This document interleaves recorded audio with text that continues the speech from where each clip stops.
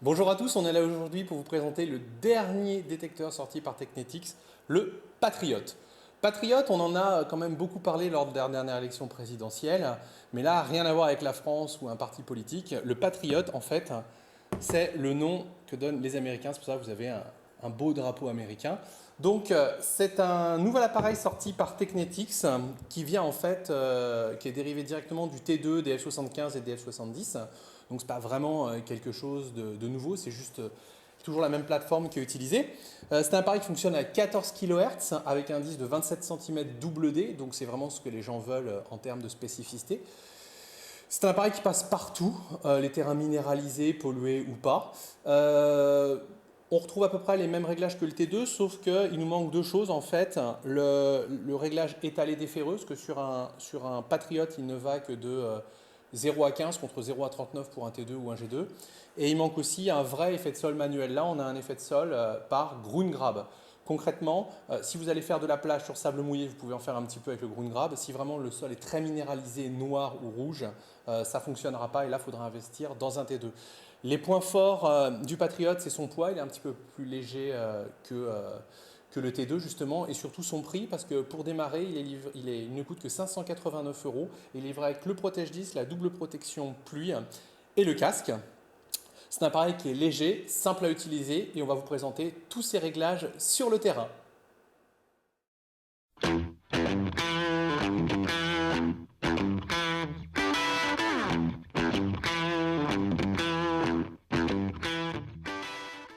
On va vous montrer maintenant les réglages du Patriot sur le terrain. Pour cela, on a disposé trois cibles. Un ferreux, c'est-à-dire quelque chose de très bas au niveau de la conductivité. Une petite bague en or, quelque chose avec une conductivité moyenne. Et bien sûr, la traditionnelle 10 centimes Napoléon qui a une très forte conductivité. La conductivité du métal va de 0 à 80, de 0 à 100 selon les métaux. Et plus c'est haut en fait, plus votre cible est conductrice. Et plus c'est bas, plus ça a une chance d'être du fer généralement. Sachant qu'un très gros ferreux peut avoir une conductivité au maximum à 90, mais vous verrez que ça va un petit peu dans tous les sens, alors qu'un petit ferreux a toujours une conductivité très basse. Donc on va vous montrer ce que ça donne sur les réglages. Alors, le Patriot est en fait comme est bâti sur la même architecture que les T2 et la F75, donc il s'allume ici. Donc vous voyez ici on a bien 4 piles de 1,5 volts comme sur un T2. Hop. Et donc il s'allume ici. Donc c'est aussi le volume sonore. Ouais, donc là je l'ai mis à fond pour la vidéo. Alors on y va. Donc on a touche à rien du tout. Donc regardons. Là on n'a pas le clou.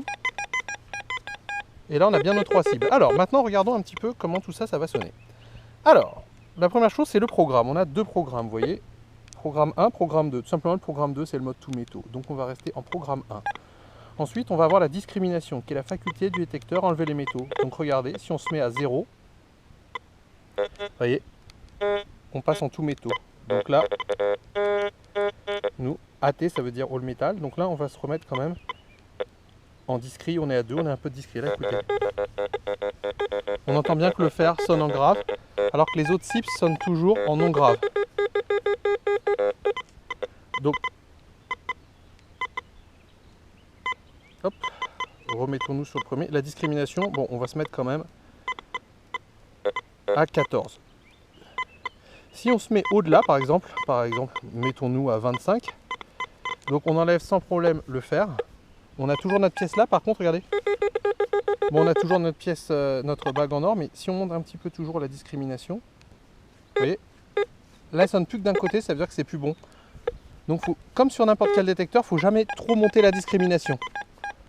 Parce que ce qui se passe, c'est qu'au-delà de 15, on commence à taper dans l'aluminium. Si vous tapez dans l'aluminium, vous éliminez certaines petites cibles, des alliages, les petites cibles en or. Donc regardez, on ne va jamais monter au-dessus de 15, parce qu'à 16, regardez, on commence à taper dans foil. Foil, c'est l'aluminium. Donc 15, c'est le maximum. À 15, on enlève sans problème ça. On a la petite cible conductrice et l'autre l'aigu. Alors, ensuite, qu'est-ce qu'il va falloir regarder? Deuxième chose, c'est speed. On y reviendra après. Sensitivité, c'est la puissance. Vous voyez que là, on est à 99. L'appareil est légèrement instable parce qu'on a la caméra à côté qui le trouble. Donc, on va baisser un petit peu la puissance. On l'avait mis à fond. Pour le test, un 75, ce sera très bien. Ça ne gênera pas la caméra. Vous voyez, on n'a pas le faire. Pas de souci. Donc, c'est la puissance de l'appareil, donc pour commencer, on peut se mettre à 75, même à 95 si on n'avait pas la caméra, il n'y aurait pas de souci. Ensuite, ce que je voulais vous montrer comme réglage intéressant, c'est speed. En fait, speed, on a deux modes. SL, ça veut dire slow, c'est lent. Ou on a DE, c'est le mode normal, par défaut. Par défaut, l'appareil est réactif, vous voyez. On va vite. Ça, c'est pour un terrain qui est pollué, par exemple. C'est à peu près. Mais quelquefois, vous vous baladez dans des terrains où il y a très très peu de cibles, dans une forêt, par exemple, ou dans une prairie, il n'y a pas grand-chose. Donc là, ce qu'on peut faire, ou même à la plage, il y a beaucoup moins de cibles. Donc ce qu'on fait, c'est qu'on va dire à l'appareil, tout simplement, je voudrais que tu sois moins réactif, donc tu ailles plus lentement, mais que tu ailles plus profond. Donc mets-toi en slow, SL, vous voyez. Et là, il faut aller balayer beaucoup plus doucement. L'appareil sera moins réactif. Alors regardez, ça va être flagrant, vous voyez, en slow, vous voyez, j'ai à peu près ma cible ici. Là, je ne vais pas bouger, je vais repasser en rapide. Vous allez voir, hop, je repasse en rapide. Donc, slow, j'ai ma cible, et là, je vais passer en défaut. Je vais repasser en mode DE, et là, regardez, je ne l'ai plus. Là, on voit vraiment que quand on passe en mode slow, lent, on gagne en profondeur, mais il faut aller doucement.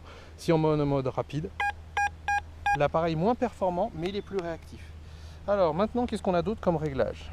C'est quand même une belle machine, on a pas mal de réglages. Donc le threshold, c'est le seuil sonore, ça vous permettra tout simplement en mode tout métaux de régler l'effet de sol, donc ça ne sort pas grand-chose en mode discret. Vous verrez que l'appareil, en fait, il n'a pas de vrai calibrage de l'effet de sol. Il aura ce qu'on appelle un ground grab, c'est-à-dire un calibrage semi-automatique de l'effet de sol. Mais ça, on va revoir dans 2 petites secondes. Après, on a le nombre de tons. Selon votre oreille, vous pouvez décider de faire sonner l'appareil en un ton, c'est-à-dire que tout sonne pareil. Là, le fer est enlevé, toujours. En 1 F, vous verrez que l'appareil, on retrouve un petit peu un son du G2, vous voyez, le petit canard. Ensuite, pareil, la même chose aussi. Et là, on peut avoir du grave si on veut. Maintenant, si on passe en 4 tons, c'est notre préféré. Écoutez. Là, on entend bien haute conductivité en aigu, moyenne conductivité en moyen, et là, on enlève le fer, toujours. Là, ce qu'on peut faire, par exemple, c'est s'amuser à baisser un peu la discrete, vous voyez, et on va passer à 5, et regardez. Là, le fer sonne en grave, ça toujours en moyen, égal. L'avantage de mettre une discrete basse et faire sonner le fer en grave, c'est que si vous êtes sur un terrain où il y a eu de la vie, par exemple, une toiture qui s'est effondrée avec des clous, si vous discriminez, vous n'entendrez jamais les petits graves. Alors que vous passez sur un terrain, vous entendez ça, alors qu'il n'y avait rien du tout, vous dites « Ah, il y a eu des clous, il y a eu de la vie, il y a peut-être eu un feu, de la minéralisation » ça veut dire que c'est un endroit où il y a des gens qui sont passés, il y a peut-être des choses à trouver. Donc ça peut être très intéressant quand même de travailler avec un niveau de discrete assez bas, comme par exemple 5. De toute façon, ça on ne creuse pas, ça on creuse, ça on creuse. Donc si vous débutez, vous mettez votre discrete à 15, mais quand vous aurez un petit peu compris la détection, que vous serez sur des terrains un peu pollués, il ne faut pas hésiter à baisser la discrimination pour entendre les ferreux, ce qui vous aidera à trouver un terrain intéressant. Donc maintenant, pour la fin du test, repassons toujours à 15, c'est-à-dire qu'on ne veut pas entendre les ferreux. Alors, nombre de tons, vous voyez, on a même le mode DP, c'est ce qui vous permet, en fait, c'est le delta pitch. C'est et si le son monte, en fait, ça peut vous aider à mieux diagnostiquer un ferreux selon que le son monte en tonalité ou pas. Bon, entre nous, ça ne sert pas à grand chose. C'est ce qu'on appelait le mode SUM sur le Cortez. Vous l'avez aussi sur les Technetics, c'est pas quelque chose qu'on utilise beaucoup.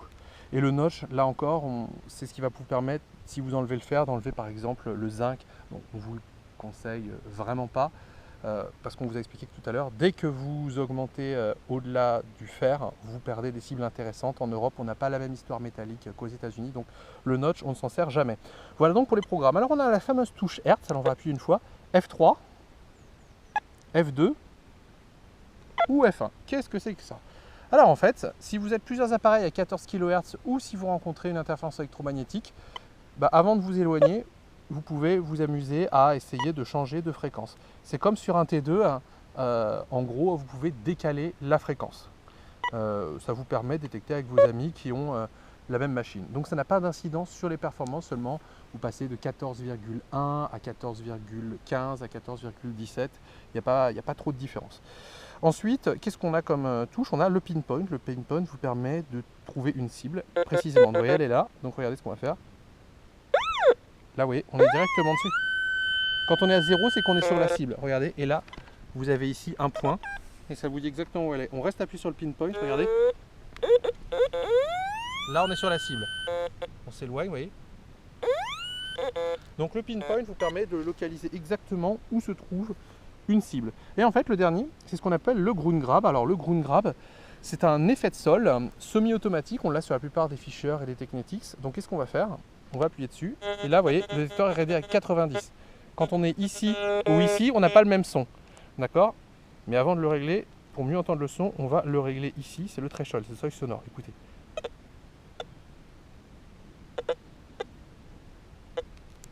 Alors, on est donc passé en ground grab. Ce qu'on va faire, on va pomper jusqu'à ce que ça s'équilibre. Ah oui, tout d'un coup là, quand on soit à 20 cm du sol ou à 5 cm du sol, on n'a plus de différence de seuil sonore. Le bourdonnement a disparu. Vous voyez, il s'est calé par rapport au sol. Il s'est calé par rapport à la phase. Donc là, l'effet de sol est réglé automatiquement. Alors, il faut savoir que tout simplement, le Patriot, c'est un appareil qui va passer partout. Il va passer à la plage sur sable jaune mouillé, mais dès que vous aurez du sable noir mouillé, ça ne passera pas parce que vous n'avez pas la possibilité, comme sur un F75 ou un T2, de régler manuellement l'effet de sol en dessous d'une phase de 400. Sur les terrains très minéralisés, vous êtes obligé de le faire à la main. Là, avec celui-là, on ne peut pas le faire. C'est pour ça qu'un T2 ou un F75 reste plus perfectionné qu'un Patriot. C'est tout simplement parce qu'on a vraiment un vrai réglage d'effet de sol qui va de 0 à 100% de la phase. Alors que sur un Patriot, on va pouvoir le faire de 40% à 100%. Donc c'est un appareil qui va passer un petit peu sur sable mouillé jaune, pas de souci.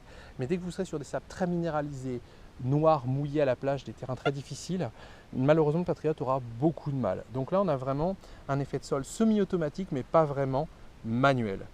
Donc voilà pour la présentation des réglages du Technetics Patriot.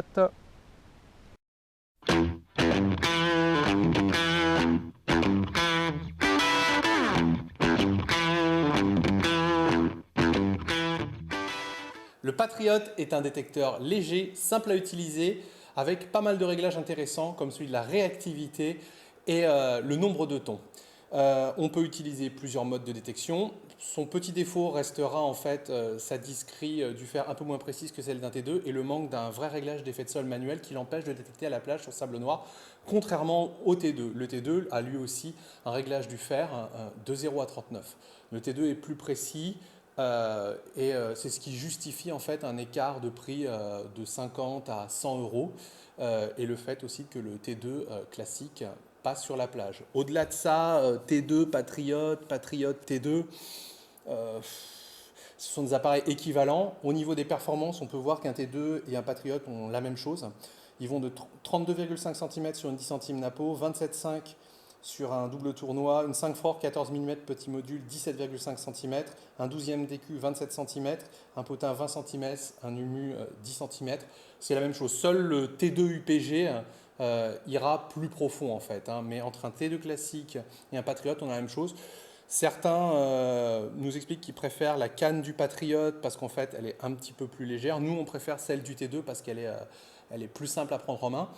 Au final, le Patriot, on l'a testé pour vous dans le numéro 64 du magazine. Vous pouvez retrouver ce test aussi sur le blog du fouilleur, lefouilleur.com. C'est un appareil qui, pour 589 € avec 3 accessoires en offre de lancement, c'est une excellente affaire. Et Technetics ne se le cache pas. En fait, ils ont relancé cet appareil pour pouvoir contrer l'AT Pro qui est vendu au même prix. Et en fait, quand vous comparez l'AT Pro et le Technetics Patriot, en fait, l'AT Pro il a le gros avantage de pouvoir être entièrement étanche à 3 mètres, mais si vous n'allez pas plonger avec votre détecteur, acheter un AT Pro a quand même peu d'intérêt parce que le Technetics Patriot aura des sons beaucoup plus nets, il sera plus réactif, on pourra régler aussi la réactivité, c'est beaucoup plus agréable à utiliser, c'est beaucoup plus léger, mieux équilibré. Le disque en plus est étanche, le boîtier n'est pas étanche, mais le disque est étanche, il y a de nombreux disques en option, on peut mettre un casque sans fil. Non, franchement, entre un AT Pro et un Patriot, à moins que vous vouliez faire de la plongée, le Patriot est vraiment pas mal. Il y a déjà plusieurs vidéos anglaises qui tournent et qui montrent la même chose. Nous aussi, on va faire un petit test dans quelques temps. Donc le Patriot, c'est pas mal du tout. C'est pas non plus une révolution, mais à 589 €, c'est un détecteur qui vous comblera. Voilà pour le test. On espère qu'il vous aura satisfait. À plus!